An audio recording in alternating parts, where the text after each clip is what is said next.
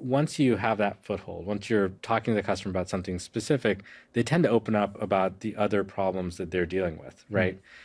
These may be other projects on their plate or other expenses or costs they're trying to fight. Those become kind of obvious from the pattern perspective, the 80/20 test. Those are almost always immediately adjacent to what you're working on because you're talking to the same user or same buyer. And if you kind of were to like write them out on a whiteboard, you could almost just draw circles around them. So we found that strategy works a lot better than let's build this product for this customer here and build this entirely different product for a different industry or different user. So the effect compounds. If you have like a bunch of disparate products that are either completely unrelated or even sold to different customers, you're now acquiring entirely new customers each time, having entirely different conversations. And maybe you can kind of operate as a holding company, but it's not as efficient as if you're already there and having the conversation. Welcome to The Peel. I'm your host, Turner Novak, founder of Banana Capital. Today's guest is Sanjit Biswas, co-founder and CEO of Samsara, the fleet management and safety platform. People that use our system are everyone from the frontline workers to the drivers to the dispatchers, the safety managers, the mechanics. At the time of publication, Samsara is a public company worth over $26 billion, and we unpacked how exactly they went from zero to run rating at over $1.6 billion in revenue in 10 years. I think the most important thing for us was focus. Staying focused on our customer, understanding what other problems we can solve for them. Our conversation explores how Samsara uses AI to impact the physical world, how they use AI internally, and how the products prevent over 200,000 deaths per year. So once you have AI coaching at the edge happening within a second or two, it really makes a very big difference. Sanjit has built 2 unicorns selling hardware, and we unpack how he did it, including what most founders and investors get wrong about hardware. Either folks underestimate the complexity of building hardware, or they just say, I'm going to avoid it altogether. Why Sanjit thinks customer first instead of product first, and how to know when you have product market fit. We started getting asked a question like, hey, this beta product, is it a secret or can we tell other people about it? How to get good at sales as a technical founder, and how to spend more time with your customers. I remember vividly, one of the customers had an interface and it was running on MapQuest. And if you kind of like, there's like a kind of throwback to the 90s, Yeah. But that was happening in 2015. We talk about getting his high school online in the 90s, and the research project that turned into Sanjit's first company, Meraki, and its $1.2 billion sale to Cisco in 2012. I still remember the first time we got an order, it was like, we'd love to cut you a PO. I was like, that sounds great. What's a PO? A quick thank you to Alana Goyle and Aditi Varasamy for helping brainstorm topics for Sanjit. A reminder, I publish new episodes of The Peel every week, exploring the world's greatest startup stories, just like this one. Tune in next week for a conversation with Eric Vistry of Benchmark, and check out last week's with Michael Kim at Sandana if you missed it. Now, a quick message from Bolt before talking to Sanjit. This episode is brought to you by Bolt. That's Bolt.new, the easiest way to turn a text prompt into a full stack web and mobile app. Bolt is one of the fastest growing software products ever, hitting 50 million in ARR 5 months after launching, and regular listeners of the show might remember when I had Eric Simons on, where we went deep into their 7-year journey to overnight success, including almost shutting down a few weeks before launching Bolt. They're now hosting the world's largest hackathon with over $1 million in prizes, kicking off May 30th. Over 30,000 people have already signed up to build apps with AI, no coding required, 50 IRL meetups worldwide, and over $1 million in prizes. Whether you're a founder, creator, student, or anyone sitting on an idea, this is the moment to try it. It's free to join, and you can win real prizes like best one-shot prompt, top build in public journey, and most likely to get funded. Sign up now at hackathon.dev. Tap the link in the description or head to hackathon.dev, hackathon.dev. Now, let's talk to Sanjit at Samsara. Sanjit, welcome to the show. Thanks for having me. Yeah, thanks for coming on. Should be pretty fun. We were just at your kind of customer demo, AI and autonomy. I know we're going to talk about that a little bit. Yeah. But I'm just curious, real quick for people who aren't familiar, what is Samsara? Yeah, so we help with the world of physical operations. So a lot of companies, whether they're construction companies or utilities or logistics companies, they're looking to digitize. The way they do that is by putting sensors on their trucks and their other assets. They need software to help manage their operations. So we provide all of that. And we also help them go through that digital transformation journey. So figure out how do you actually do it practically, especially if you have tens of thousands of frontline workers. So what does the kind of the products look like to do that? So we have a few different products. Most of our customers adopt multiple of them together. We started out with GPS tracking, so understanding where your trucks and your people are in real time. We added safety cameras, so cameras that run AI models in them at the edge. And the idea there is when you're out on the road, sometimes you develop a bad habit, like you take a look at your mobile phone, or you have a tailgating habit, or you speed. We can help break those habits by having the AI give you a quick warning or a nudge, and it has amazing outcomes. So that has become now our number one product line. And then on top of that, we also help track equipment, do workflows, kind of everything else that is related to operations. And so who is a customer and a user for this kind of a product? Because it's maybe a little bit abstract for the average tech audience. Yeah. So, maybe to help visualize it, I would think about a company like a DHL, right? Those yellow parcel delivery vans, there's thousands of them crisscrossing all over North America. We work with them to help improve their safety and their efficiency. So the cameras help keep their drivers safe on the roads. They're driving thousands or even millions of miles at their scale. We help them understand, are they able to hit their route stops on time? Should they replan their route because the traffic or the weather's a little crazy? So we do all of that. And then the people that use our system are everyone from the frontline workers, so the drivers, to the dispatchers, the safety managers, the mechanics, kind of everyone involved in the frontline operation. And so the way that they actually implement the products, how does that usually play out? Because when I think about a truck or a car, like there's a touch screen and like it's connected to the internet, do you really like why do you need all these different devices attached to the vehicles? Well, a lot of it is around consistency of collection of data at scale. So what we have is a little black box that plugs in. That's the GPS tracker. That makes sure that you're getting high quality data across your entire fleet. Doesn't matter the make or the manufacturer, like, what year it was built or any of that kind of stuff. The cameras are all consistent as well. So they have consistent driver safety scoring and all that kind of stuff. So the whole idea here is it's plug and play. They're up and running within minutes, and then they can start collecting data about their operations. But more importantly, they can manage it at scale. So if you think about a company that has thousands or tens of thousands of trucks, they need something that just works out of the box. And a lot of the trucks, they're from, like 20, 30 years old, right? Like they might not have some of these features already built in. Is that right? Or? Yeah, that's right. I would say a 20, 30-year-old truck is pretty unusual. Most of our customers have vehicles for 5 to 10 years because they're running them every single day. But again, the feature set varies among these different trucks, and the consistency of the data really matters. Interesting. Okay. And one thing I wanted to ask, so the name, Samsara. Yeah. What's the significance of that? Yeah, so maybe a little backstory. My co-founder, John, and I, we've been working together for over 20 years now. So we met as grad students at MIT. We were both part of the same PhD program. We ended up in the same lab working on a project together. So we worked on that together. That was back in the early 2000s. It was related to Wi-Fi. That became a startup company called Meraki that we worked on for many years, and that's now part of Cisco Systems. And then we started Samsara together. So Samsara is a Sanskrit word. It means the cycle of reincarnation and rebirth. So we thought it kind of fit. And along the way, we met a lot of great people, and they now work with us at Samsara too. So it kind of has been a reflection of the team, if you will. Okay. I know I want to ask you more about Meraki, but I know we want to talk about Samsara first.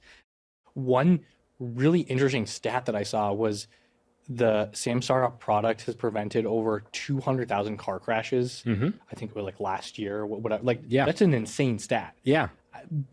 How do you even track that, and what are you kind of preventing? Yeah, and it's one that we're super proud of. So, like I said, a lot of the times people develop bad habits that lead to risk out on the roads.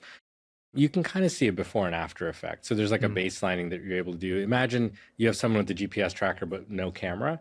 You can get a sense for, okay, per 1,000 or per million miles, how many of these incidents happen. And unfortunately, it's just statistical, right? There's a number of crashes that happen in the US every single year. So we're able to baseline versus that. And then you can see what happens once you turn the coaching on. So once you have AI coaching at the edge happening within a second or two, it really makes a very big difference. It can be anywhere from 20 to 80% reduction in the number of accidents. And that's simply by changing behaviors. And a lot of the times the will and the intent is there. It's just bad habits form. And so if you can kind of get to the source of it, it changes the outcome.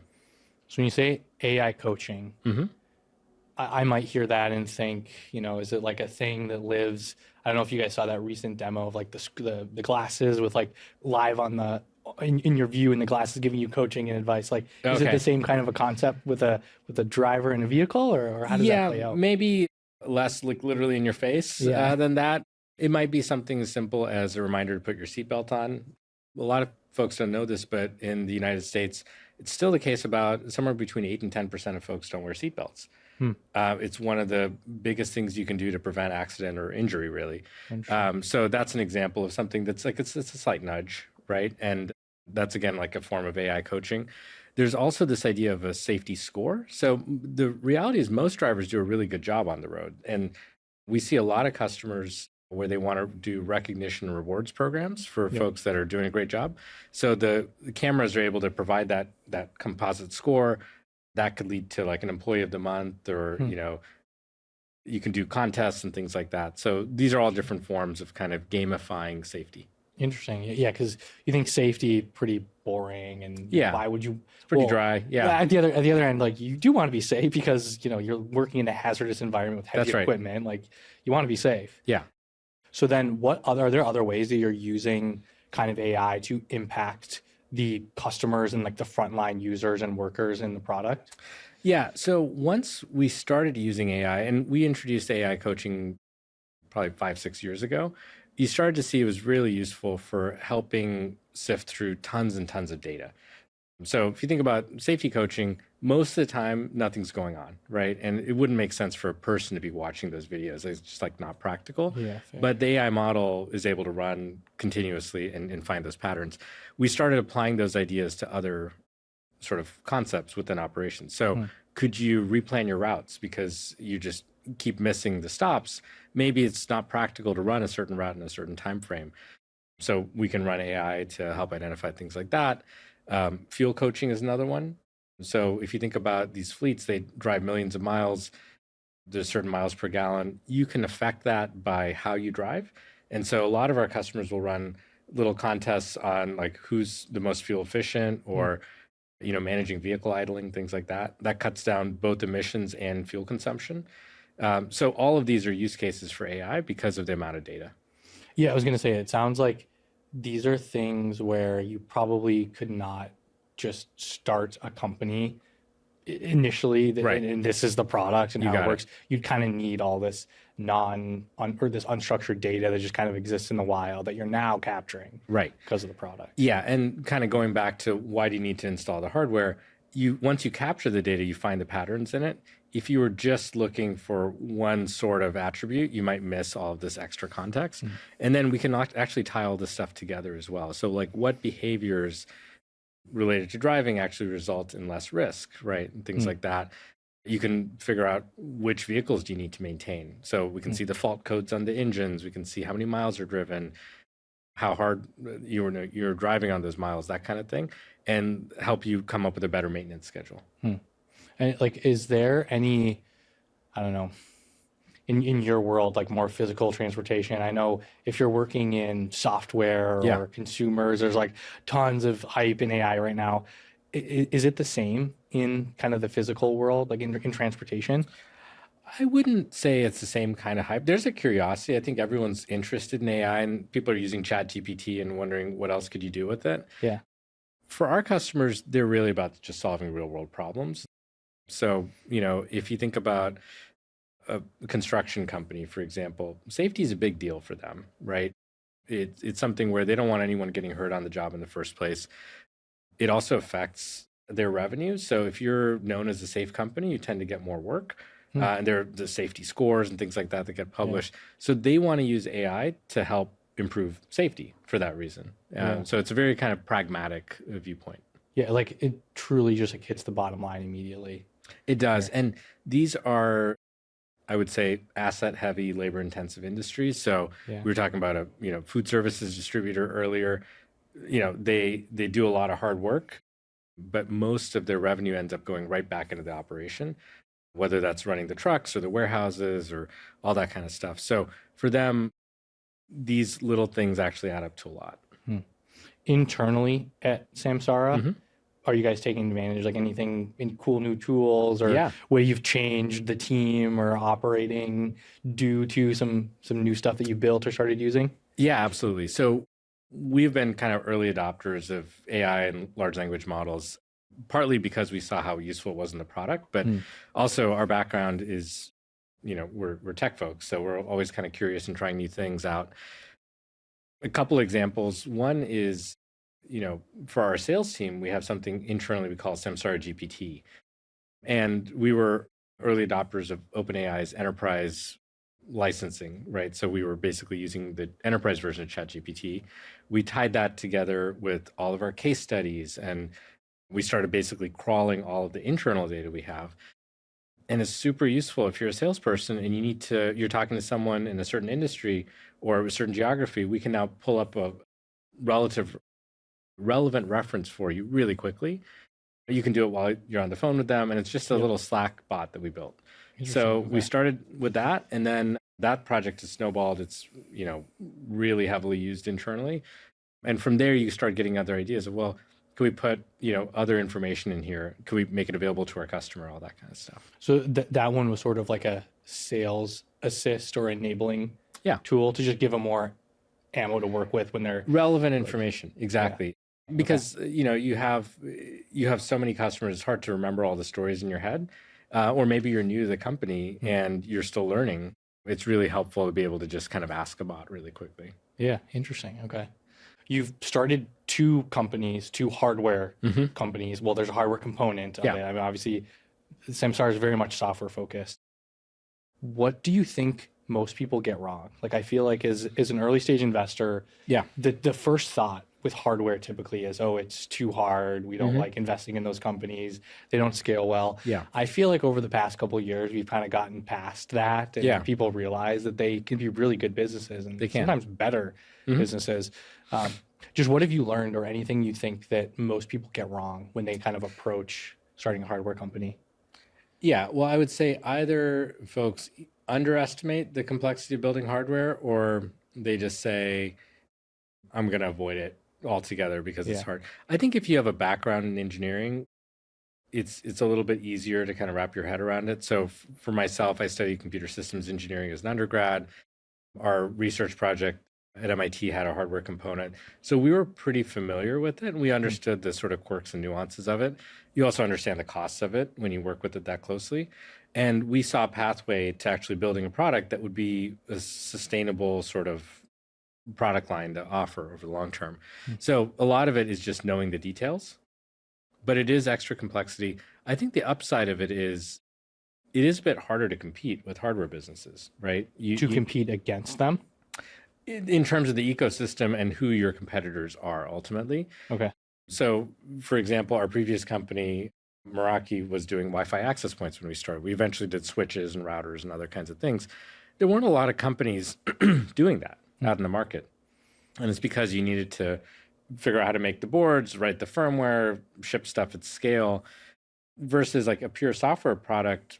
Someone can, put it together really quickly in their dorm room, and, you might have 100 competitors out there. So a very different market dynamic. Yeah. And specifically today, you've probably seen those like text to code. You just vibe code it, right? Yeah. Just like make me a whatever I need, and it's just there. Yeah. And that's a little harder to do with like an access point or a GPS tracker or a camera or something. Do you think that we're going to get to a point where it's easier to make hardware? Like, I feel like it has gotten easier over the years. But I think so. And I think Arduino and Raspberry Pi kind of became really great gateways and pretty good prototyping platforms. There's a lot you can do on a Raspberry Pi and kind of prove out an idea. And then at that point, you go figure out, how do I make something custom?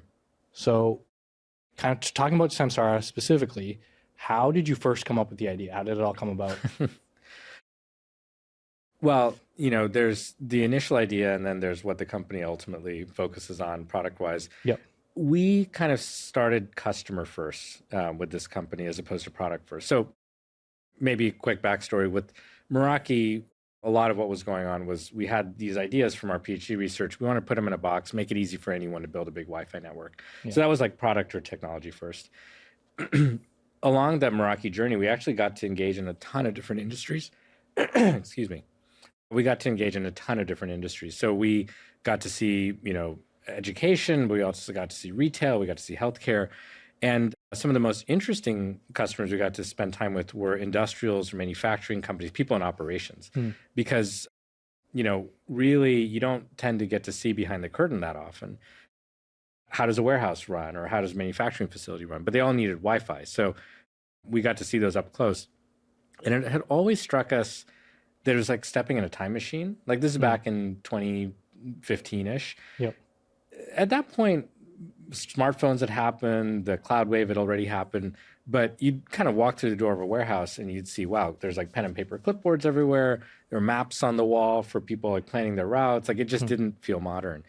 And so that's where we said there's an opportunity here to have impact, because that's what we wanted to kind of think about next was how can you be useful in the world? So how did you figure out how to be useful? Well, it was basically that, okay, there's this underserved market. Let's go spend time with them. And our initial hypothesis was that, maybe they need sensors, right? Like temperature sensors for their cold storage warehouses or for those sorts of facilities. So that's what we started with. We built that. It was the simplest kind of product we could get built. And the whole idea was to get close to the customer. We knew that it was probably not going to be the product, but it was essentially an excuse for us to talk to real people. It became very clear to us that their warehouses were not like having refrigeration failures that often. It was 2015, that stuff had gotten really good. But the weakest link for them was actually understanding their operations. So they had no idea where their drivers were. They had no idea if stuff was kept cold, that whole time, et cetera. And when they showed us the tools they were using, I remember vividly, one of the customers had an interface and it was running on MapQuest. And if you kind of like, it's like a kind of throwback to the 90s. Yeah. But that was, happening in 2015. So how would they run on MapQuest? Like how would that even work? So MapQuest had an API of some kind, and there were what they called breadcrumbs. So you get an update on the map every somewhere between 5 to 15 minutes. And just think about how far your DoorDash order moves in like 15 minutes, right? You can go from like waiting to pick up to like, it's here. Yeah, exactly. And that was the customer experience. So when we saw that, we said, okay, what's the more modern way to do this? And so we started with real-time GPS tracking. It kind of felt obvious to us, like that would be something useful for the customer. But we knew that once we did that, we'd be able to kind of piggyback off that use case and find some other adjacencies. So how did you know that?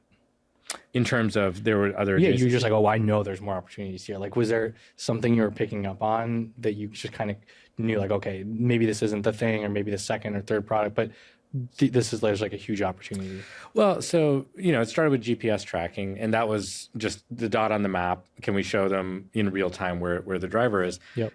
Then, route stop arrivals were another one. And no one had done the integration of like, well, you have a planned set of route stops and arrival times. If you upload those into the system, you mash them up with the GPS, you can kind of see, did someone arrive on time? That was a very manual process. So that was the immediate adjacency. After that, we started learning a lot about, the efficiency of the operation in general. Things like engine idling. So people with delivery vans will often just leave them running because it keeps their air conditioning running. Turns out if you turn the engine off, that could save you 2 to 3%. We have customers that have $40 million fuel bills. So if you save them 2 or 3%, that's like $1 million savings. Yeah, that's insane. So all of a sudden, the customers started coming to us with ideas saying, is this something you could help with? Or we've been trying to figure this one out. Like, is this something that technology can do? Yeah. Was there, specifically in terms of like adding more products, like how did you figure out what to do in what order? Like, was it a customer pull thing, or were you just like trying and they took certain things and didn't take certain things? How'd you figure it out? Well, for us, because we were outsiders to the world of operations, we were always we called it big eyes and big ears. Like we were always like looking to learn, how does that operation run, or what's on your mind, or what's that binder for, this thing on your wall, what are you tracking? And, one of the areas that we started getting a lot of pull on was around safety. And it wasn't even articulated that way. We actually started getting asked from our customers, the early customers, we love your GPS tracking system. Is there a dash camera that you recommend that integrates well with Samsara? And what was going on was, at the time, people were buying consumer dash cams, like the stuff you'd get at Best Buy, or maybe you've seen it in Uber, right? Yep. And it would record video to an SD card. So it's basically a GoPro, right, that you'd stick in the dash. They would record the driver. Well, it was actually about recording what was going on outside. And what was going on really was, in the US at least, if you're a large corporation and you're making a delivery and there's an accident, typically it gets blamed on the company, right? Like because deep pockets, insurance claims, all that kind of stuff. So they were using it to exonerate themselves and say, no, this is really what happened. That happens way more often than you might realize, that companies are sort of like wrongfully accused. So they just kind of settle because it's just easier. They would settle, or there was no eyewitness or something like that. So they were buying dash cameras for that reason. They were kind of a bear to deal with because you'd have to pull the SD card. Maybe it wasn't plugged in. Maybe that operation's like 400 miles away and someone's got to like FedEx you the card. It just like wasn't really practical. Okay. So what ended up becoming our second big product family was basically from customer asks of, is there someone you recommend? And you hear that like 3 or 4 or 5 times, and you say, well, if we built one, would that be interesting to you? And they were all willing to try it out. And so our very first dash camera was a prototype. It was basically a webcam that we bought off Amazon, plugged into the USB port. I think my co-founder, John, hacked some software together over a weekend. And we took it back to a customer like the following Monday. And they said, this is amazing because now we don't need to pull the SD card, right? Like we can pull the footage remotely. So it was an idea like that has now become like an over $500 million product line. Oh, wow. So was there a moment then when you knew that you kind of had product market fit and like you knew that this could be a company worth, it was your second company. I'm assuming you knew what you were doing, a little more experience. You could kind of be a little bit picky. You knew this was the big opportunity. Well, for us, we didn't want to rush things because that sort of process of finding product market fit, it's really hard to do like in a kind of strategy session or whiteboard. Like you just need to make contact with the market. What was very clear to us, and like I said, the first product, the beta product we built was the temperature sensor. That was not taking off in the sense of like engagement on the product. Like people weren't using a lot of the graphs and things like that. What was taking off was the GPS tracking. So people wanted to know where that truck was with the temperature sensor. And then we started getting asked the question like, hey, this beta product, is it a secret or can we tell other people about it? We're like, oh, tell other folks about it. What do you want to tell them about? It was the GPS tracking part of it. So when you hear that, that's like the first sign. Then you need to see like, okay, is this going to be a good business for us? Like, can we make the margins stable and really fund the entire company over the long term? And once we started doing the math on that, we said, yeah, this could definitely work. How would you recommend that part of it? Like the commercial, like, is this a good commercial idea? Because I feel like there's a lot of times where you might build a cool product, but like when you really do the math, it's like, it might be tough to make a business here. Yeah, and I think this is where it being the second time through company made a big difference because we had an idea of what should a gross margin look like. And, I think at first, especially in our first company, we underpriced the product massively because we didn't understand how much it would cost to fund the rest of the business. Like, how much the hardware costs, and you know how much maybe the software, the cloud service costs to run, but you don't think about sales commissions and support costs and, all the other stuff that needs to go into making something sustainable and scalable over the long term. So if I were to come to tell you I have this idea, and here's the idea, what in your mind, maybe I think this probably is going to change over time, but like if I'm first starting something, what is probably a good gross margin to think about? And then some of the other like pieces like expenses that go into those initial unit economics, like what would you kind of tell me is probably, I don't know, good or like a benchmark to clear, like, okay, you can probably do something with this. Well, it kind of depends on whether the product needs to be sold or not. Like for us, we knew that in operations, at least, people were going to want to have a conversation about it. They were not shopping for technology. They weren't, going to download it. Like I feel like with a lot of open source software, you have people just doing product-led growth where they discover it. Your cost of sale might be very different. This was a little bit more of, hey, we're going to need to call people up, do things like free trials so they can check it out. And so if you had a business like that, I would say you need to have a gross margin that's north of 60%. Because your cost of sale might be 40% or something like that. And you can figure this out by looking at public companies that are in these industries, maybe not at all the same technology, but you have a rough idea of, okay, what does it take to serve this kind of customer? Yeah, that's something that's always fun for me is I just Google name of the company and investor relations. Yeah. And public companies, they share a lot of information. You want to learn about them, just go to the page. They'll have nice presentations. They might have hundreds of pages. Right. Each quarter, they put out earnings that you can go read. Yeah. For a lot of people, like the first time you discovered that, you're like, holy cow, it's like this company's sharing all their secrets. Yeah. Like with startups, it's like, it's hard to get information on these, but public companies, it's all out there. Yeah, it's out there. And I think you can also learn a lot about an industry in terms of like, okay, why did they choose to focus on enterprise customers, or why did they do SMB? So there's a lot of information, like you said, on those IR portals. Yeah. The investor days are often really good as well. And then for us, the key was, okay, is this an underserved market? Because you don't want to enter a market that's already got a lot of competition. Customers are pretty happy with what they have. So I would say there's the gross margin side of things, which is, could you make it sustainable? It's really hard to change the gross margin profile of a business massively over time. But then more importantly, can you be 10x better at something? And that's something that doesn't show up in the gross margin. Yeah, that's fair. You might have, like, there's probably companies like Amazon doesn't have the highest gross margins on the Amazon e-commerce product, but there's extreme competitive advantages to just being like the lowest cost provider. Right. No one can compete with you. Yeah.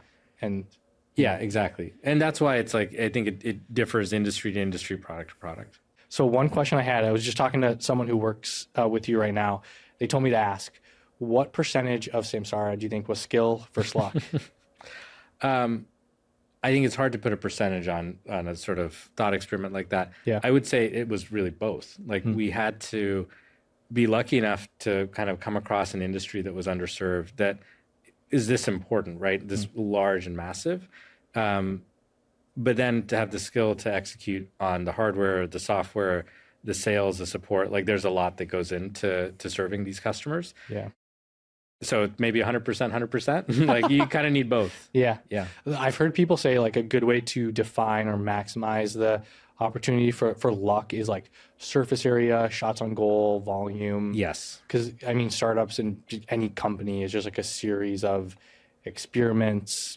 You're just so if you're constantly trying and doing something, like if you take one shot and you miss, right, you're out of the game. But if you have 100 shots, 1,000 shots, eventually, the 999th one, it might finally hit. And you got lucky, but you were disciplined enough or skilled enough to take enough shots to get lucky. Yeah, and that's also why it's hard to say we're just going to start scaling the company. You have to go find that product market fit. Usually that's a feedback loop process, unless you've been in that industry or you're like a technical expert and just kind of know. But what we found, again, with Samsara, we had not spent a lot of time in physical operations. We were like admirers of it and kind of curious nerds. Like we were reading all these books and stuff, but you really had to just go get involved. And once you do that, that's when you start taking those shots. And it's just a bunch of conversations, or at least that's what it was for us.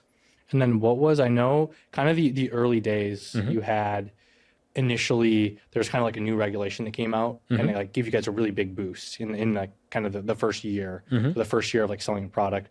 Kind of what was that and how did that play out? Yeah. So maybe for a little context, there was something called the ELD mandate. And that basically meant for folks driving long haul or heavy trucks that there were a certain number of hours they were able to drive per day before they had to kind of clock out or stop. And that was basically to help manage fatigue on the roads. Yep. In the US, that had been done by pen and paper for decades. And ELD was electronic logging device. So it was basically, let's digitize that because it was easy for people to lose their logs. The paper would get lost, all that kind of stuff. You could probably fudge the numbers a little bit. You could probably fudge the numbers. Yeah. And, I would say the majority of the industry was compliant, but it was real pain to deal with all that paper, especially if you've got thousands of drivers and having to hang on to like a piece of paper. Yeah. So that was a mandate that had kind of come up a few times and then not gotten passed. It ultimately did get passed in 2017. So it was technically the second year of the company that we were selling product. We actually didn't know about it when we started. We didn't know about it for the first year. And then customers were asking like, hey, are you guys going to build an ELD? So this kind of is a repeating story, right? Yeah. But for us, just being customer led in that sense, we said, well, help us understand like, how does this affect you, et cetera? And they were saying, well, we need to comply with it, but it also means we're going to need to put devices in the cab, which meant there would need to be an app. And that felt like something that we could do a really good job with, which is building modern software that would be part of that frontline driver experience. So you have this concept of customer feedback loops. How exactly is that? Is that an example of it, or how does that usually play out? Yeah, very much. So because this worked for us so well in the early days of the company, we made it kind of fundamental to how we operate. Yep. We run feedback loops in sort of formal and informal ways. So the formal way would be we have a big customer conference every year. It's called Samsara Beyond. So we'll have a lot of customers come in person. We'll take a whole day where we're like sitting around in groups, like workshopping ideas, showing them prototypes, things like that. That's something we're able to do now at our scale. But in the early days, we were actually just bringing those prototypes with us to a customer meeting or demoing it on the screen. So we still try to do that, throughout the year. And what's great is as your customer base grows, the amount of feedback you can get grows too. So if we want to learn about, the construction industry or the waste management industry or something a little more esoteric, it's really easy for us to get feedback in those areas now because we have tens of thousands of customers. Is there a good way to sense out, the quality of the feedback or what's worth listening to versus not?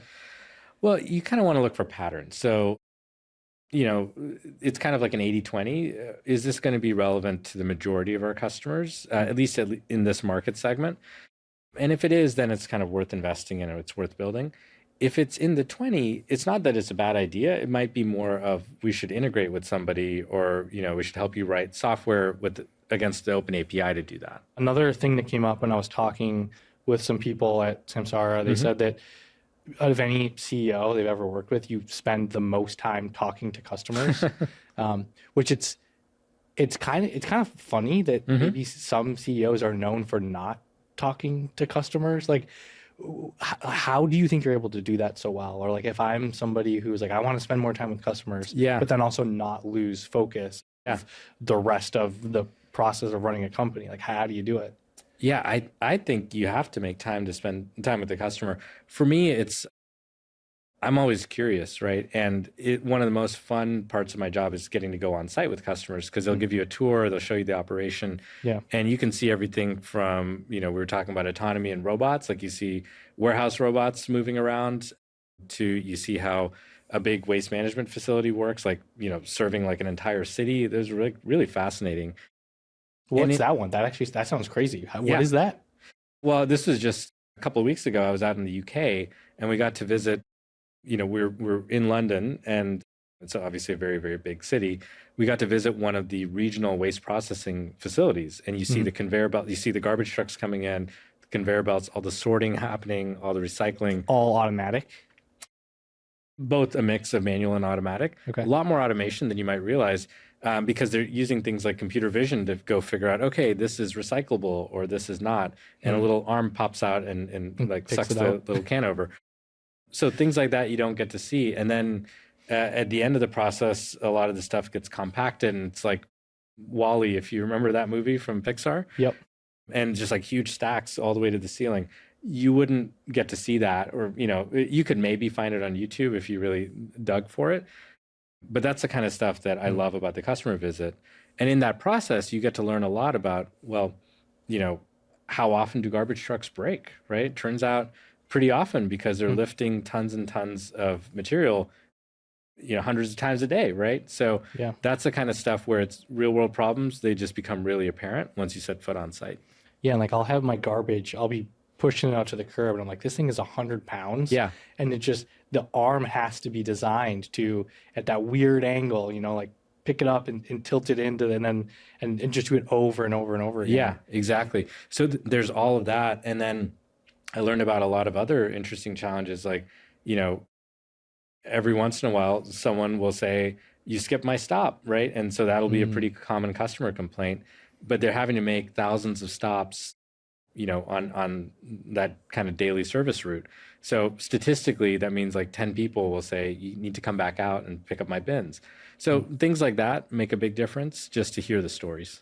Is there, if I'm someone who wants to talk to customers more, and I think like I might not have the time or, how would you recommend getting myself in front of them more often if I'm like a product leader or founder?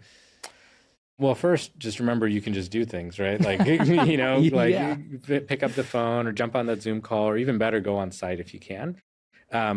I think it's a really good use of time, and it's worth kind of prioritizing. So one of the things I've realized is, in the same way that people budget money, you need to budget time, especially as a founder or a CEO, and be deliberate about where is this time investment going. And I think understanding your customers, there's kind of nothing like it, right? Like, you have to go spend the time. You can't do it by proxy. Yeah. Whereas, like, you could probably always spend more time in some of these other functions. So you have to just be deliberate about the allocation. Yeah. Any other interesting customer visits that you've done recently? Oh, so many. What's been maybe one of the most interesting, or, you know, you went somewhere and like the thing just blew your mind, or you learned like a new fact or statistic where like you just changed the way you thought about something? Well, last year we have some customers in the airline industry, so they take you on the kind of behind the scenes tour of how these airlines operate. Oh, that'd be cool. And so we got to go. We were out at Dallas Fort Worth Airport, and they took us out onto the ramp or the tarmac. And you get down there and you realize, whoa, this place is huge. And so we asked, like, how big is this? And they said, well, you know, DFW Airport is larger than the island of Manhattan. Like, and so, you know, things are big in Texas. Like, this was really, really big. Yeah. And it was also a reminder of the conditions. Like, it's really hot out there. And, you know, there's the Texas heat, but there's no air conditioning. It's like all reflecting off the ground. And these folks are working 8, 10, 12-hour days, right? So just getting to see that up close, like, there's no way they let you just like run around, you know, the airfield. Yeah. But then we got to see the kinds of equipment they're operating, and we learned all about how, you know, the carts that carry the baggage, they actually end up migrating to one side of the airport over the course of the day. Like, you know, flights come in and it's kind of like shopping carts or something. They just move around. And, you know, you can't actually service the plane unless you got the baggage carts ready to go. They would spend hours searching or hunting them down, making phone calls, trying to find them. Oh, wow. So stuff like that, you don't find out unless you go on site. Interesting. Yeah. I think the craziest like airport statistic was, I believe it's the Denver airport. If you just kind of overlay it on a map over top of San Francisco, it's like bigger than like greater San Francisco. Airports bigger than the cities. It's a new thing. That's crazy. Yeah. So, but I guess like when you really think about airports, they're like, and flying, just like the aviation industry, it's like a modern marvel of the world. Is like, we've just got hundreds or thousands of planes just like every minute or two flying in and taking off at these places. It's pretty crazy. And it's just this huge complex operation. So this is kind of going back to the, if you're curious, you can just spend all day like asking questions and be like, how much does that tire cost? And it's like, whoa, $5,000. That's expensive, right? Like, so those are the kinds of things that I think bring us a lot of energy, which is just like, how do we help solve more real world problems? And you have this framework that's called the 7-20-10 framework for allocating capital. 70-20-10, yeah. Is that what I said? I think you said 7-20-10. 7-20-10. Hopefully not 7. Yeah, you need 70. the other 63. Yeah, you need that extra 63. So what is the 70-20-10 framework? That's related to kind of time horizons. So if you think about, you know, one of the jobs of founder or CEO is capital allocation. Like, what are we investing in and what are we investing for? On one hand, you could invest entirely for the long term and place all of your bets on things that are speculative and way out there. But then you're probably not fixing the bugs in your products for your customers or making enhancements and things like that. So one of the things we noticed as we got larger was we had to come up with a split, right? Because we wanted to work on interesting new long-term ideas. And now it's, you know, experimental ideas related to AI and things that are moving really quickly. But at the same time, you probably have a pretty big customer base that you want to make enhancements for and kind of bug fixes and that sort of thing.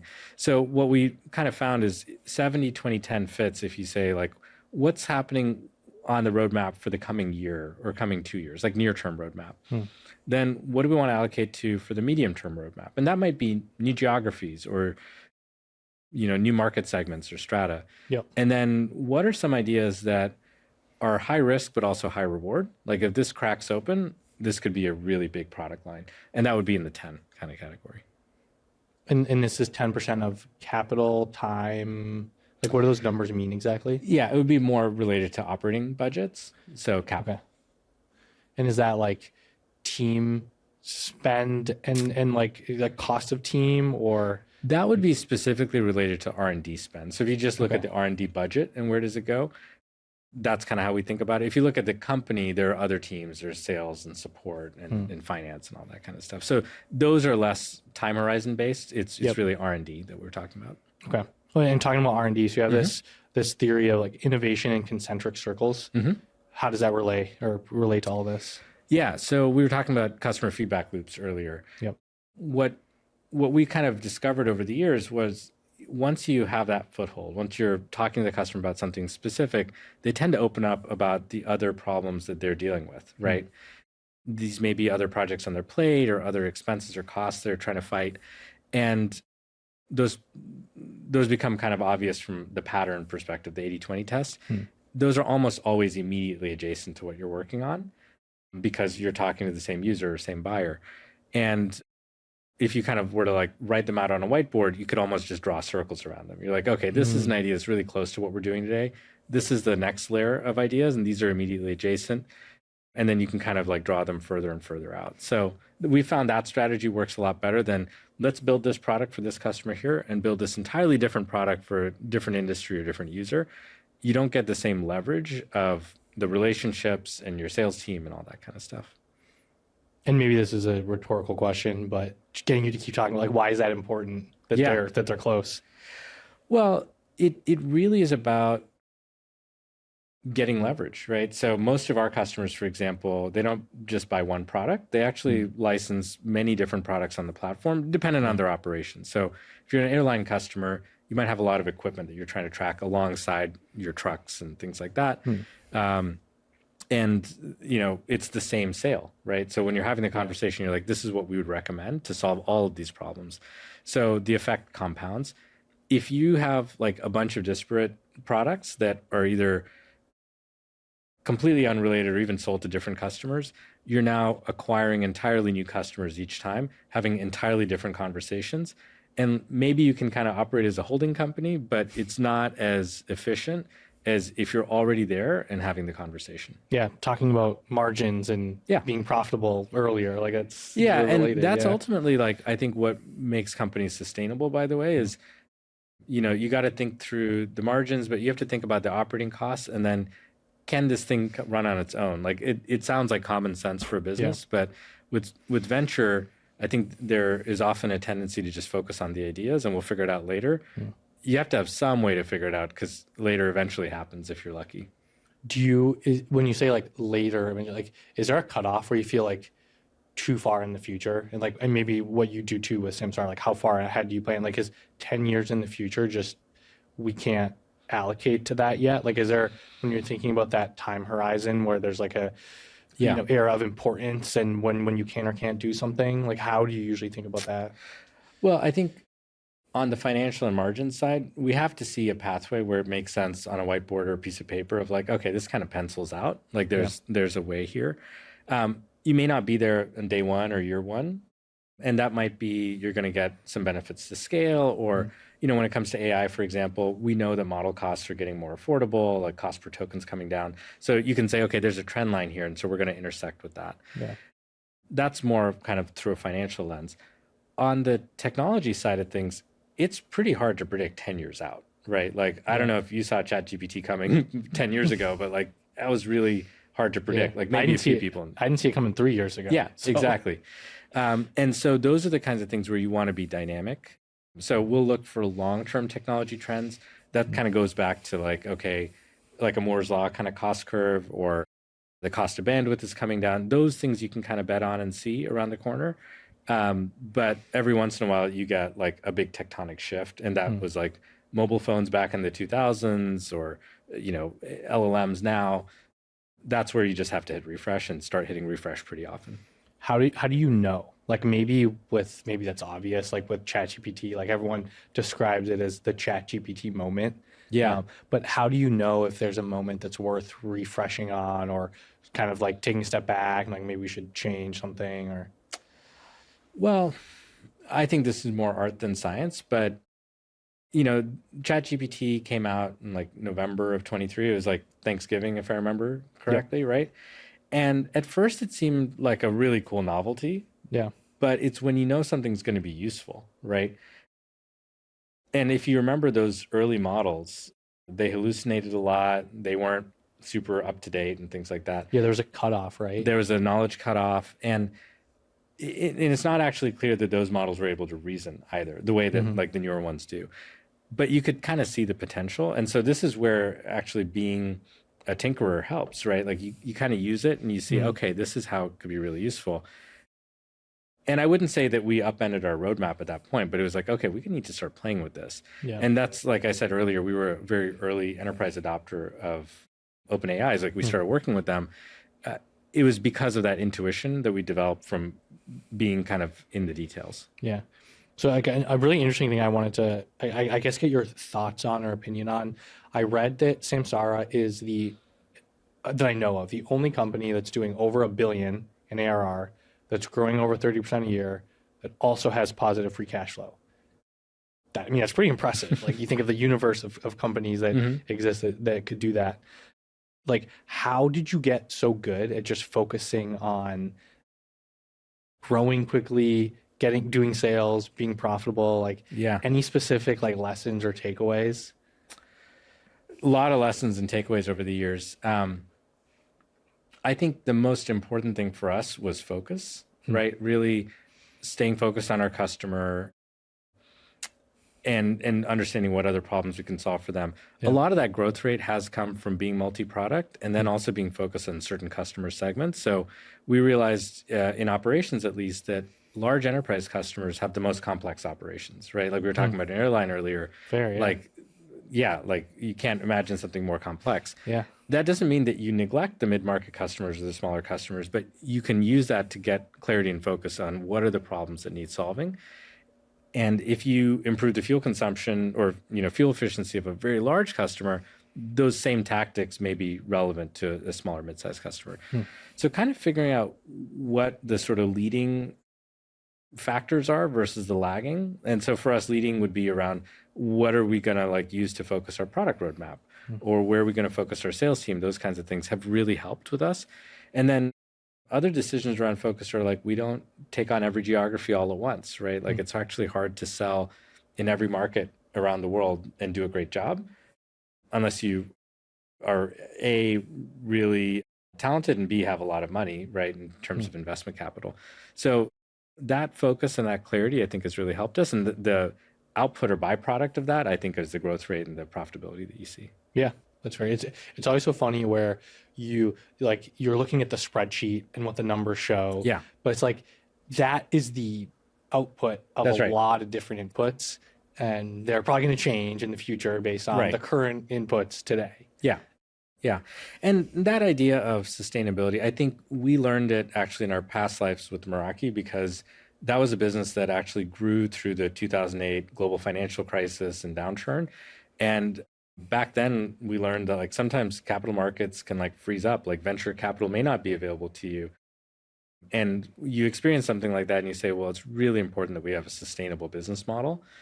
So I know we're kind of going back to margins a couple of times. Yeah. It's, I think, something that often gets overlooked in tech companies because there's so much excitement around the technology. That's great, but you need a sustainable model, because ultimately the way to innovate at scale is to be self-funding, right? Is to like reinvest the revenue back in. And that's what we're proud of being able to do now. And speaking of revenue, so you're like very technical. Okay, you like, we'll maybe talk about your at MIT doing PhD research, but you're very focused on enterprise sales. So what was the biggest thing that kind of the unlock for you as somebody who maybe you did or maybe you didn't grow up thinking like, oh, sales, that's I don't want, that's not for me, or like that sounds kind of yucky. How did you just like get into more of being really good at enterprise sales? Well, I wouldn't even say I'm good at enterprise sales. I think we figured it out along the way. And I was very much in the category totally technical. I went to grad school because I thought I wanted to be a professor or research scientist or something like that. Yep. And what happened was with Meraki, when we were starting that company, we didn't have any outside funding. So this is like 2006 that we were getting started. Like I said, it was kind of an outgrowth of our PhD research. And we basically wanted to see if we could get our technology out in the world. And the way we thought we would do that is by, embedding it on like a small, router or something like that, getting that into the hands of people that wanted to deploy big Wi-Fi networks. In order to get the hardware manufactured, we needed capital, right? Like you have to pay for the chips and the circuit boards and all that kind of stuff. We didn't have any money of our own. We were grad students. We were hanging out in Boston. There was no Y Combinator back then, or it was starting like right around the same time. It actually started in Cambridge, there was summer 2005 or something. Yeah. We were starting in 2006, and it was really like there wasn't like an angel ecosystem and all that kind of stuff. And so anyway, the way we got Meraki off the ground is we basically were able to pre-sell the first couple of thousand routers. And that's how we bootstrapped the company. That was the first time that was literally the first time I think I'd ever sold anything in my life. Like I never wanted to like sell the candy bars at school. I didn't want to do any of that stuff. And so I still remember the first time we got an order, it was like, oh, we'd love to cut you a PO. I was like, that sounds great. What's a PO, right? And I was like, oh, a purchase order. Then I remember I was like, how do you cash this thing? Yeah, it's like a check. Right? And I was like, what do you, and they're like, you go down to, accounts payable. So we figured it out kind of that way. But I think that's actually what kind of got us started on the importance of sales, was like, we weren't able to get the technology out there any other way. Yeah, you kind of, it forces you to like whatever your constraint is, whether your constraint is capital or like a certain availability of technology or whatever it is, like the constraints definitely mold how something happens. Yeah, and something we learned in grad school 20 plus years ago was the importance of problem selection. Like, what's the problem you want to work on? And I think of the selling process as actually helping a lot with what are the problems that are the most important for the customers, because they're willing to actually spend money on it. Yeah. And for me, again, it's really clarifying to have that sort of focus, or like, okay, this is the one we should work on because this seems to matter to a lot of people. Yeah. And you were talking about PhDs, like MIT. I actually heard that back before even university, in high school, you did your high school online, but I don't think the internet had existed yet. Or it was like before the internet. Like, how do you do that? How do you do high school online before the internet? Yeah. This is like kind of going in the Wayback Machine. So back in the mid 90s, like I don't remember how this even kind of got going, but this is like, I went to high school in Silicon Valley. In the South Bay. Before that, I grew up in Texas, and my parents moved here in the mid 90s. So back when I was in Texas, somehow like I came across the beginnings of what's now Linux, right? So it was like something you could download for free. And I was like, I don't know, probably 10, 11 years old, downloaded it, started playing around with it. And so then when I moved to California, that was how I kind of learned about the internet, dial-up BBSs and that sort of thing. When we moved to California, there was this idea that you could get a circuit, like you could actually get a dedicated connection to the internet. And that seemed really exciting because it was like way faster than dial-up modem. Wait, how was it faster? Oh, so this is, we're talking about fractional T1 lines. Like these are really slow by like comparisons today. It was faster because it was like a digital line that came straight from the phone company. So you didn't have to dial in and like there was no take dial. the phone line? Yeah, exactly. Oh, and interesting. so the high school that I was part of had access to this from the school district or something like that. That's pretty impressive for a high school in the 90s. It was in the 90s, but it was like pre-web, right? So it's funny because Mark Andreessen's on our board now. I still remember downloading Mosaic, which was the software to browse the internet. So this is like one of those like right place, right time. And I just happened to be like downloading stuff and trying it out. Anyway, that was like a kind of exploratory process for me to figure out, okay, this is pretty cool stuff. And then once you kind of discover the web and discover email and things like that, I just thought this was super useful. I wanted everyone in my school to have it. And so that's kind of what got us started down this idea of like, what if we made it possible for every kid in our high school to have an email address? What if we made it possible for all of them to have a web page? So this was like pre-GeoCities, probably pre-Hotmail-ish? Yeah, it was yeah, okay. I'm old. But no, this was like 1994, 95, something like that. So this was all happening around that time. Yep. And, we figured out how to like set up a Linux server. And this is like me and a couple other friends in high school. Yep. We called it the web team or something like that. The web team. The web team is so creative. Yeah.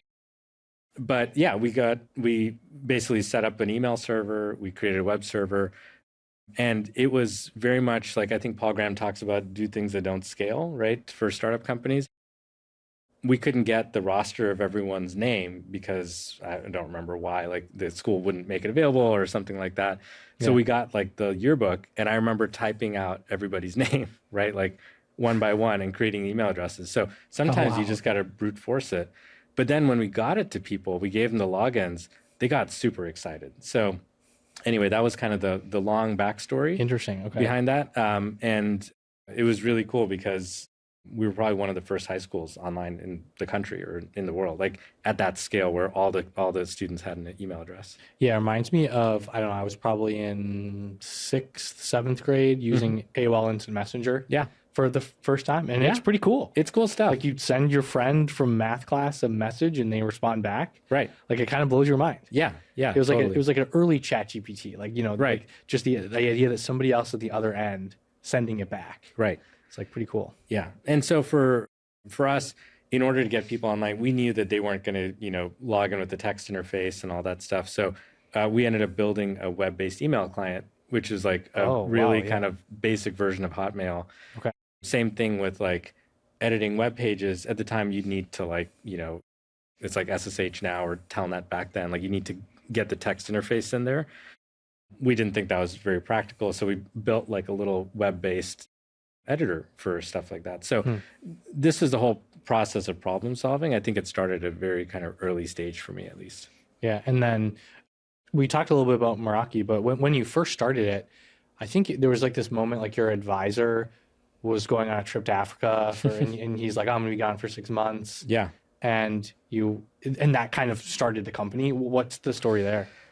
Well, I think maybe the context on the research project, John and I have been working on this research project called RoofNet, which was basically using what's now Wi-Fi technology to connect people. We were doing routing protocol research, so figuring out how would you route packets through a network like that. And this was like 2005, 6-ish? Yeah, we started that project in 2002, I think. Okay. 2002 or 2003. So by 05 or 06, we were like 4 years into it. We'd actually built a pretty big network. We published a bunch of papers. And that's when we were thinking about, could you make this easy for other people to run? So we actually open sourced everything. It was on our website. You could download it. But we were seeing like, other than a few academic researchers, it's not like folks were going and building these networks themselves. So that idea had always been on our minds. And then our PhD advisor, Robert, he was basically up for a sabbatical. And I think his wife was doing some work in South Africa. So he said, hey, I'm going to be gone over the summer. It might extend into the fall. And we're like, okay, what do we do? We're like, we need a summer project. He's like, you guys could do an internship or something like that. Yeah. And at the time we said, well, could we go try this idea? We want to like try to sell these routers and see if we can get other people to build networks. And he's like, yeah, you can go for it. And that's when we went and got like letter for like a leave of absence. Okay. And we really thought it was a summer project, like, because we had no idea how it was going to work out. Yeah. And so that was the sort of backstory there. It's really fortunate because I think had he not gone on sabbatical, we were pretty risk averse. We would have probably just said like, we're about a year from finishing our graduate degrees. We should just stick in there. Yeah. But yeah, it was kind of, matter of timing. What would you recommend to somebody maybe in a similar situation, like making the jump to starting a company or to your point, it sometimes can seem really risky, especially maybe to other people in your life. Yeah. Where, like, how do you recommend people approaching that if they have this idea and they think they might want to start something? Well, for us, it was about asymmetric risk because, we always had this fallback if we could go back to grad school. Like, I think MIT gave us like 20 years to come back. We're like, if we can't make it work in 20 years, which I guess is expiring now. Yeah, so you're saying my you gotta make a choice. Yeah. Yeah. But for us, it was actually about, okay, there is a fallback. And for most talented engineers, you can always get a job at a company, like if you've got these skills. Isn't there this, like, what if you fail though? Like people think you weren't successful. Yeah. Like, is your life over because you failed at your startup? Or is Yeah. there... Maybe it was the sort of research background. Like in research, you try a lot of ideas that don't work out. So the failure wasn't as concerning for us as like, would we derail or like, you know, when you're doing academic research, your publications go stale. So if it takes you like 5 years to try something, we probably wouldn't be able to get teaching positions and things like that. So those are the stakes. They weren't the highest stakes, but for us, we said, okay, this is worth trying, at least for the summer. And then we kind of re-upped at the end of that summer. I can't remember. We probably did a couple $100K in revenue just from our website. Wow, yeah. We said, wow, there seems to be real interest and demand for this stuff. So we kind of took it in stages.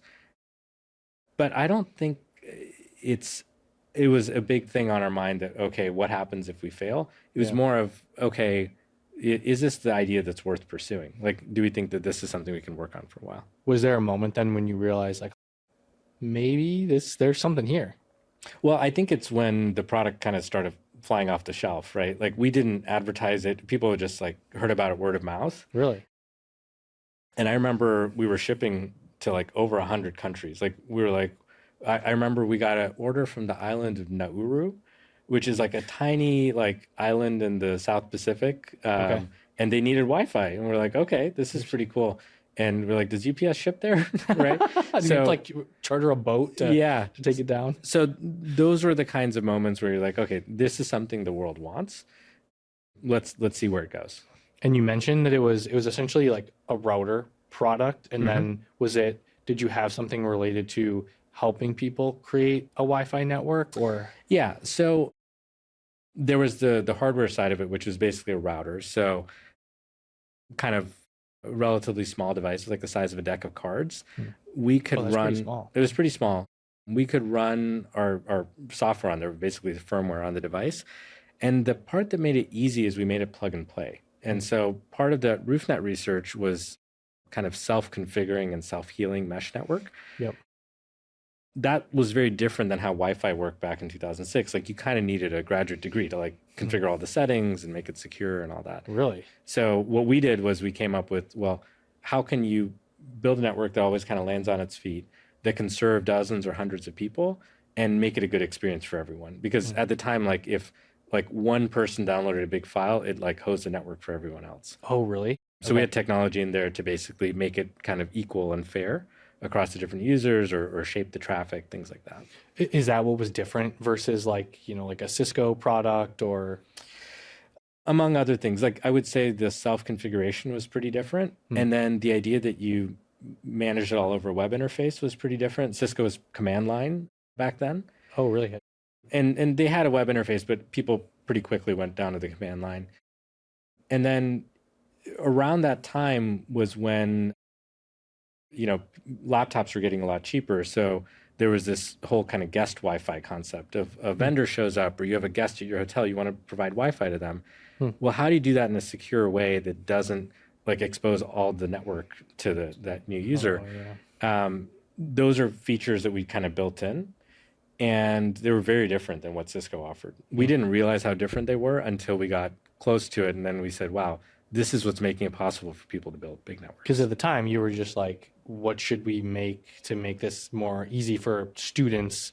I think you like built it across between like the MIT and the Harvard campus or something like that. We basically covered Cambridge, which is the town that MIT and Harvard are in, with free Wi-Fi and free broadband, which back in the 2000s was expensive. So students were pretty excited. Like we were basically serving undergrad students as an ISP.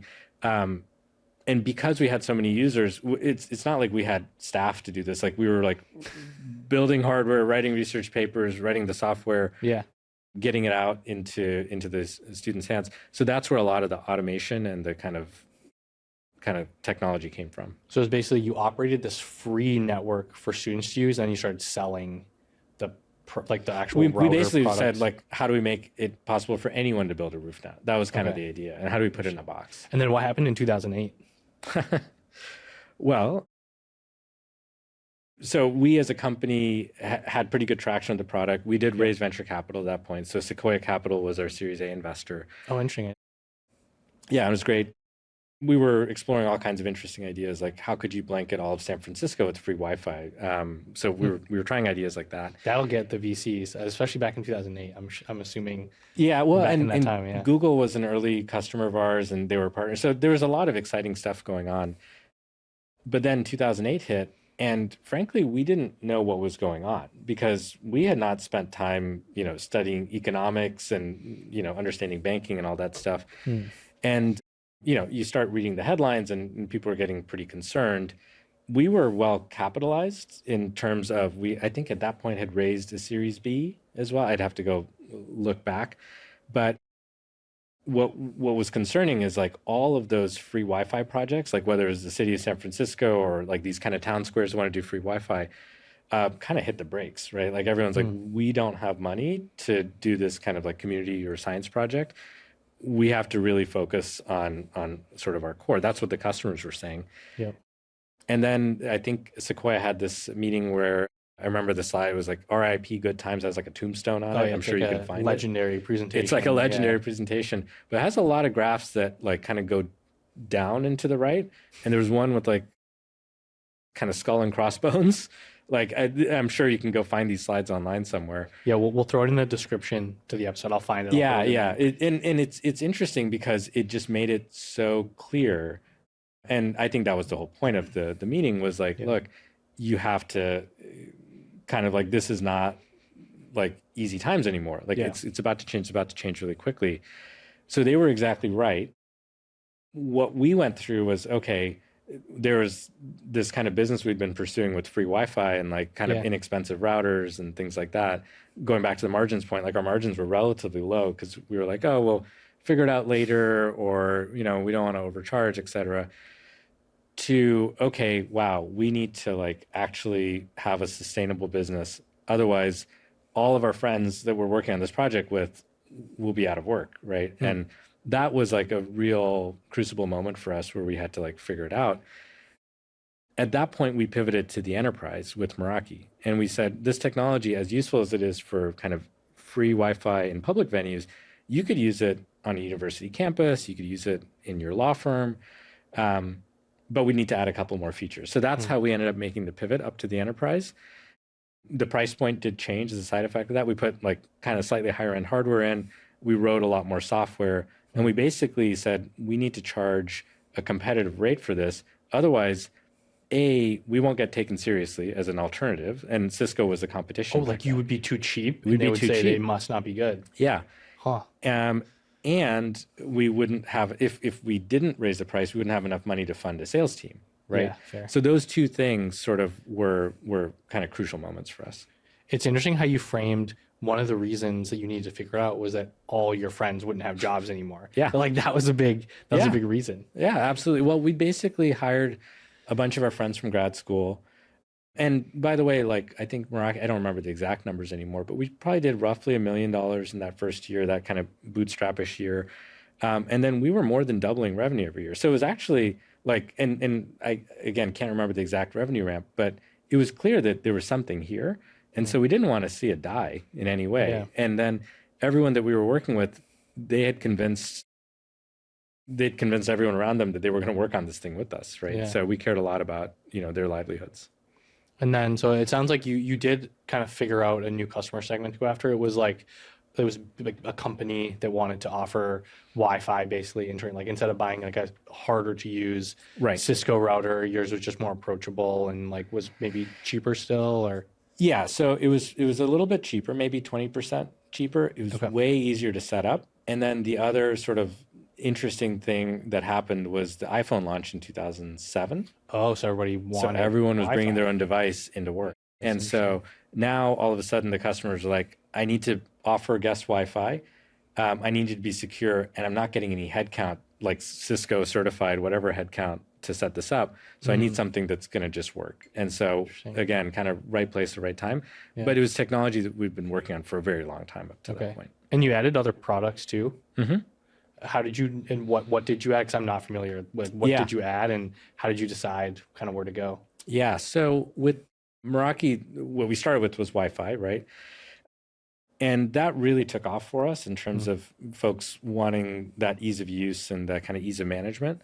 Those same customers started saying, it would be great if I could see this for the wired side of my network. This is all wireless. I have a lot of stuff connected to my Ethernet, and I'm pretty sure I've got some bandwidth hogs and I got some security issues and things like that.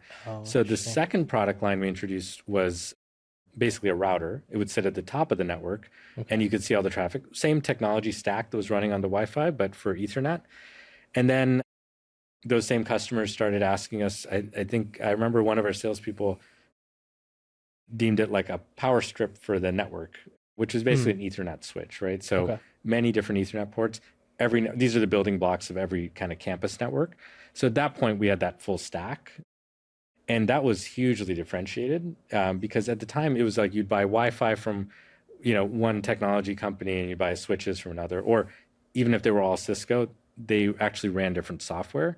So you'd have to configure them separately. Because Cisco had, at that point, had started acquiring some companies, and it was like sort of different pieces all stitched together, kind of. Yeah, that's right. So Cisco had started out in routing and switching. And so that was their sort of existing product line. It was called Cisco Catalyst. And then they had acquired a company called Aeronet, and then another company called Airspace. Those are their Wi-Fi products. Totally different code bases, totally different types of hardware. So you had to get certified for them separately. Yeah. And speaking of Cisco, they end up acquiring you. They did. What's kind of the story there? Yeah, they bought Meraki in 2012. We were about 6 years old as a company. And like I said, the revenue had been kind of doubling. Even through the financial crisis and stuff, we found a way to keep the growth rate up there. So they made an offer on the company. We were probably, I can't remember exactly, I think we were on track to do about $100 million, like kind of run rate in terms of bookings. And I think you were getting ready to IPO. We were getting ready to IPO, exactly. So we just hired a CFO who'd been a public company CFO. We were reading S1s. We were kind of starting the whole drafting process. And at that point, Cisco basically showed up and said, look, we've been competing in the market. We kind of hear great things about your product. We also know that you're planning to go public. So this is the last point in time where we can make an offer before it gets really complicated. Public to public kind of offers are a bit more complex. And it was funny because when they approached us, we'd kind of just said, no, we're not interested. And so they really had to kind of make a blind offer on the company. What do you mean blind offer? Blind offer meaning like we didn't share all of our financials with them or any of that kind of stuff. Like they had to get our attention, in other words. And what basically happened was we'd raised a Series D round of financing sometime that summer, I believe. And Cisco's initial offer was well over 2x that. And that was like within 6 months kind of thing. This is back when valuations were kind of different than where they are now. 1 times revenue or like 10 times EBITDA or whatever. Yeah. And, like I think back then 5x multiple was considered really good. This is 5x revenue. 5x revenue. And so these guys basically got our attention, and it was very clear that they were serious about it. And so I think that was really the kind of crux of it was they came up with a really generous offer. They gave us credit for years of growth, way higher than the valuation we got in the public market at the time. And they offered to do the deal in such a way that we would maintain our independence from a product perspective. So you could kind of now do the thought experiment of what if you could take the Meraki product and put the Cisco logo on it? Would it sell faster? And like that was very interesting to us from an impact perspective. Like, wow, that would be really cool because they had this massive brand, massive sales channel, and so on. So is that what happened? You basically like just give it to their sales team, and their sales team like just juiced everything because they just have such that was the theory. It wasn't quite that simple because that sales team was actually selling a competing product, which if you remember the Aeronet and Airspace products that I was talking about, those are the Cisco legacy products that had been selling quite well. Like they were selling billions of dollars of them. So the concept was you put the the Cisco logo on the Meraki product and sells through the channel. The reality was we actually had to do our own selling still. And we had our own sales team who basically would help make those deals happen. And over time, what happened is it became clear to the Cisco team that like, hey, this is actually a great product. But it wasn't like just given to us mainly because they had something to sell already. Does that make sense? Yeah. Yeah. How would you have structured it or done anything different? Because it sounds like it probably would have been helpful if that didn't happen.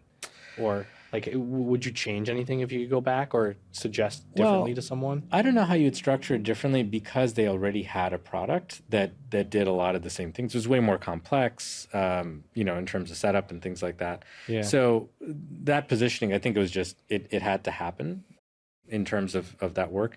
What did work well is we maintained our own office up here in San Francisco. Cisco was in San Jose. That's where the headquarters was. They had offices everywhere, but development was really happening down there.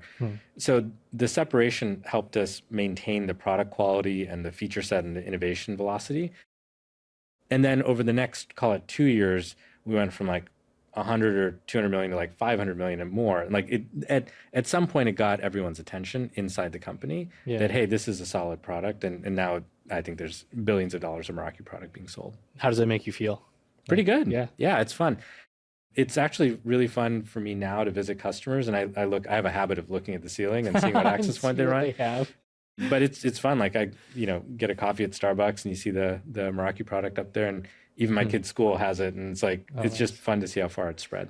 What have been the biggest differences between Meraki and Samsara? Like maybe things that you've learned or things you approach differently? Yeah. There's a lot. The first is really at Meraki, we knew that technology inside and out. Like we were almost our own customer because we came from the world of IT and we came really from networking. Yeah. With Samsara, we were outsiders to operations. We'd never worked in a warehouse or driven a commercial truck or something like that. So in some ways that was really good because had we gone back into IT, I think we would have been tempted to like pursue ideas we'd already had, and we might have been overconfident. Whereas with Samsara, we were just really like earnest in our interest in learning. Like we just wanted to see how this whole thing worked. So the learning or takeaway from Meraki was the customer feedback loops. We did a lot of that stuff back there, but we were able to do it a lot more in our heads because our intuition was so tuned to what the buyer might want. Whereas with Samsara, we had to adapt it. So while there was a learning there around feedback loops, the adaptation, I think, was unique to Samsara. Did you do anything different on the team side? It sounds like you actually hired a lot of the same people. We did. Yeah. We liked working with them. So it was a really good fit.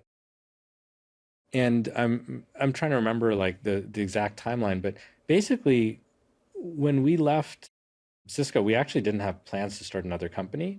And so it was kind of like going back to square one of like, okay, well, this is like a project. Let's see where it goes. What were you planning on doing? Like, did you have a plan? Yeah, I would say John and I had slightly different plans, but kind of related. I had this kind of silly idea that I was going to go back and finish the graduate degree. Oh, nice. Okay. So you still got like you're right in that window. Yeah, now. I still had the window open. We wrote a paper based on some of the Meraki work. It was like academic research paper. Okay. And it was funny because we wrote it towards the later time that we were at Cisco. We submitted it for, academic research conference. And then like we kind of forgot about it because it takes like 6 months to find out if it got in or not. And that cycle reminded us of how long the feedback loops are for research versus like kind of practical industry startup. Okay. So is that why you decided to just start another company? So it's like, this is way more fun. Yeah, I think we wanted to be useful. Like we had a lot of energy. John and I were both still in our early 30s. Like there was still a lot that we wanted to build and do. Yeah. And the question was like, well, how do you go and have an impact? Like how can you be useful to the world? I had thought, okay, maybe academic research would be the way to do it. That maybe wasn't it. I think John was way smarter than me. He's like, that's not going to work. He was playing video games during that time while he waited for me to come to my senses. And then we kind of got back into building together and tinkering. And we didn't want to jumpstart and force our way into another company because we know how much of a commitment it is and how much effort's required. Yeah. So I'm really glad we had that like kind of gap there. And in that time, we got curious about operations. Like we had that experience being on site, but I started reading a lot of books about like the electrical grid and like the infrastructure of the planet and like how all these companies worked. And I think that process is what led us very naturally back to solving some really important problems. What's interesting about the electrical grid right now? Like what do you remember about those times or what are you still thinking about? Well, again, this is like 10 years ago, renewables had not yet taken off, right? And I love like curves and trend lines and stuff. So I remember plotting like cost per watt. And it's come down pretty significantly since the last 10 years. Oh yeah, absolutely. So like, cost per watt was still it was like $4 or $5, and it was coming down to like $1. And it's like, how low could this go, kind of thing. So that was really interesting. And then like, how would it interconnect back into the grid? Would the grid be able to handle like, the peaks and valleys of photovoltaic? So like that stuff was interesting. And then you realize like, well, why is the electrical grid so old, right? And it's like, well, it's hard to maintain, it's hard to build, all that kind of stuff. So those threads were the kinds of things we started pulling on. I was also really curious about what drives emissions. So I was like looking at, I think it was EIA.gov, is like the Department of Energy had, pie charts of where emissions come from. And there's basically residential, which is like a third. There's industrial, like power generation and stuff like that. And then there are these commercial use cases, of which vehicles were a big chunk, turns out. So stuff like that was what we were doing research on, or not research, reading about or kind of curious about. Yeah. And now when you kind of think about it, it's like, it makes sense how we kind of found our way into what we do now at Samsara. Yeah. And then starting the company, I know you're really passionate about small teams. Probably got to reset. Like, we're not no longer the big corporation, we're starting a company again. Why are you so passionate about small teams? Well, I think a lot of it is about creativity and innovation. It's really hard when you have a big organization. You have to convince hundreds of people of something. You actually, there are a couple of things that happen. One is you have to communicate to hundreds of people, which means you're going around meeting with tons of people. It's very easy for people to say, that's not going to work or whatever. And at some point that gets in your head, right? Like, and it kind of becomes like, what's the safest, lowest common denominator idea to pursue? That's bad if you want to. That's bad if you want to go try new things, right? And so if you think about innovation, sometimes it's about having an idea that other people aren't pursuing. And so with Samsara, for example, we knew a lot of people working on consumer at the time. This is like the age of Instagram and like, apps and VR probably was a thing. Yeah, exactly. There's Oculus was happening. So we knew a lot of people working on cool stuff in consumer. We knew people who had worked on enterprise technologies because we'd been part of that world. We didn't know anyone working on industrials or operations. And that was really appealing to us because it meant that there was a problem space that was like uncharted, but it was actually really hard to convince people to work on it. Because it just wasn't It wasn't cool. Like, So how did you convince people? Well, we kind of didn't. We just built, right? Okay. And then people were like, what are you guys building and why? And so in that sense, like, we didn't need to recruit a massive team. We just needed a couple of folks that were really like excited about it. And some of the people who are here with us at Samsara, Kieran, Ben, others, like, they love building together. They thought this is a really interesting problem area, and they were like up for another kind of journey like this. So I think basically the small team was important because we could move really fast, but it was also more happenstance of like, well, I don't think we knew 500 people that wanted to work on this at that time. Yeah, that's fair. How do you keep a small team as you scale up? Like, I mean, you're a public company now. I don't know what the current employee count is, but I'm assuming it's like slightly challenging to keep things small. How do you do that? Yeah, I don't think the idea is to keep things small forever either, because we're able to have impact a lot more scale through more customers, bigger customers, more products, and so on. I think the key is to maintain a lot of the same concepts that you have around feedback loops and iterating and moving quickly, which do tend to work well in smaller teams. So we have basically smaller product teams that will then compound and then work together across like, the infrastructure that we built. And that's how we try out ideas. So I have one more question. Do you have a favorite like founder, CEO, or maybe like company or something from history that you maybe learned a lot from or gotten inspiration from? Yeah, this is it's such an interesting topic because, if you were to look at my bookshelves at home, like I literally have shelves and shelves of books about founders because it's some of the most interesting stories. And there's some great podcasts we were talking about earlier where you can kind of hear these stories and the details are often fantastic, right? Yeah. And I remember as a kid, at some point, my mom got me I think a biography of Bill Gates had come out. It's called Hard Drive. This is like 1992. And I still remember she brought it home from the library and she's like, you might find this interesting. I just read it cover to cover. Like, and this is like, I was 10 years old. Like, so, and it was like a multi-100-page book. So I like read for 4 or 5 hours. So that's just like in one sitting. In one sitting. You just like one shot like, at it. Yeah, basically. And, you know, I still do that to this day of like when you come across a really good book. And like recently, Michael Dell has his book that came out, which is just a fantastic story. It's both like current day and kind of how he got started. Yeah. So, you know, these stories are just awesome. And I think for any founder, you really appreciate all the details that they put in there. Bill Gates did an autobiography recently. And so it was actually fun to think back. And a lot of these stories stick with you, right? So I'm like reading his autobiography that came out this year, and I can remember stuff from like 30 years ago, right? And so anyway, hard to pick a single founder. There's so many amazing stories, but love that this information's out there. Yeah. What do you have a favorite podcast? Do I have to say the Peel? Well, that obviously that's the obviously. first, but what about second favorite? Yeah. You know, I would have to pick right now. I've been listening to a lot of No Priors. This is Eli Gill's podcast. Yep.